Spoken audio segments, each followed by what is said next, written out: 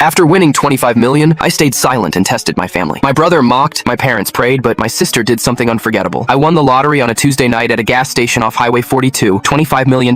After taxes, $16.8 million hit my account. I stared at the numbers for 3 hours straight, sitting in my car in that parking lot, engine running, heat blasting. Then I made a decision. I wasn't telling anyone. Not yet. I kept everything exactly the same. Same warehouse job unloading trucks at 5 a.m. Same beat-up 2009 Civic with the passenger door that stuck. Same studio apartment where the neighbor's TV bled through the walls every night. I wanted to see something first, needed to know something I'd been wondering my whole life. 2 weeks after the money cleared, I started making calls. First, my brother Ryan. He's 35, runs a successful marketing agency, drives a BMW, takes ski trips to Colorado. I told him I'd been laid off. Budget cuts. Last one hired, first one fired. My landlord was raising rent by $400 and I couldn't cover it. I'd be evicted in 3 weeks. Ryan laughed. Actually laughed into the phone. Dude, maybe if you'd gone to college instead of buying scratch-offs every week, you wouldn't be in this mess. I stayed quiet, let him keep talking. Look, I need someone to clean my office. Evenings after my team leaves. I can pay you $10 an hour, maybe 15 hours a week. Better than nothing, right? I made $22 an hour at the warehouse. I thanked him and hung up. Next, my parents. Mom answered. Dad picked up the extension. I went through the whole story again. Lost my job. About to lose my apartment. Completely broke. Could I maybe stay in their guest room for a few weeks while I figured things out? Long silence. Son, Dad finally said, your mother and I are on a fixed income. We can't be supporting grown children who should be standing on their own 2 feet. Mom jumped in. We'll pray for you, sweetie. God provides for those who help themselves. You just gave Ryan $30,000 for his business expansion last month, I said quietly. That's different, Dad said. That's an investment. Ryan's built something. You're just struggling. They told me to check with local churches for assistance programs. Then Mom had to go because her book club was starting. I sat there holding the phone for a long time after they hung up. My sister Tara called me 2 hours later. Ryan had mentioned something in the family group chat. She's 32, single mom to a 7-year-old, works morning shift at a diner and evening shift doing data entry from home. Her ex hasn't paid child support in 3 years. Why didn't you call me first? Her voice was shaking. Tara, you've got enough. I have $85 in my emergency fund. She interrupted. It's yours. All of it. And I'm making space on my couch right now. My spare key is under the mat. Come over whenever. I tried to argue. Told her I couldn't take her emergency money. Told her she needed that for her daughter. That's exactly why I'm giving it to you, she said. Because Maya needs to see what family actually means. You're coming over tonight. I'm making spaghetti. It's not fancy, but it's food. I showed up at 7 p.m. She'd already made up the couch with her own sheets and pillows. Had bought groceries she absolutely could not afford. Bread, eggs, peanut butter, lunch meat. There was a spare key on the coffee table with my name on a little tag. Stay as long as you need, she said, hugging me. We'll figure it out together. That $85 was folded in an envelope on the counter. Money that should have gone to her daughter's school supplies or the electric bill. For 3 months, I kept up the act. Showed up at her apartment every few days, always looking a little defeated but grateful. She never made me feel like a burden, never asked questions, just kept saying, you'll land on your feet, I know you will. My brother found out 6 months later when he drove past the house I'd bought her. 3 bedrooms in a good school district, paid in full, plus a trust fund for Maya's college, and every single debt Tara had ever carried completely cleared. He called me 15 times that day, left voicemails ranging from confused to angry to desperate. I never called him back.